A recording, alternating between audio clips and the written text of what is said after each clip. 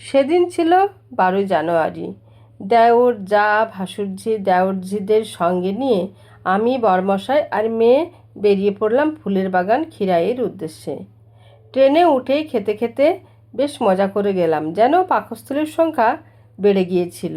ওখানে পৌঁছেই ফুলের মুকুট কিনে মুড়ির আর চাউমিনের আসর বসিয়ে দিলাম। পেট ভর্তি করে ফুলের বাগান পাড়ি দিলাম। ছবি তোলা তো শেষই হয় না, কত রকমের পোজ দিচ্ছি, যেন একেবারে নায়িকা হয়ে গেছি। বাচ্চারা রিল বানাতে ব্যস্ত, সব থেকে ক্ষুদে সদস্য ট্রেন্ডিং রিলটি তো বানিয়েই ফেলল। সত্যি বাচ্চাদের কী আনন্দ! 12 জানুয়ারি ছুটির দিন থাকায় প্রচুর লোকের সমাগম হয়েছিল।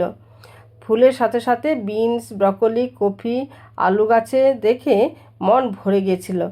বিকেল হয়ে আসতে আমরা বাগান থেকে বেরিয়ে পড়লাম, কিন্তু দেখা গেল সেখানকার ফুলবাগানের গাছের থেকে দিনের দিন যেন খাবার দোকানের সংখ্যা বৃদ্ধি পাচ্ছে। আমরা খিরাই স্টেশনে অপেক্ষা করছি ট্রেন ধরার জন্য। অবশেষে বাড়ি ফিরলাম, তবে একটু বাড়ি ফিরতে রাত্রি হয়েছিল, কিন্তু খুব মজাও হয়েছিল।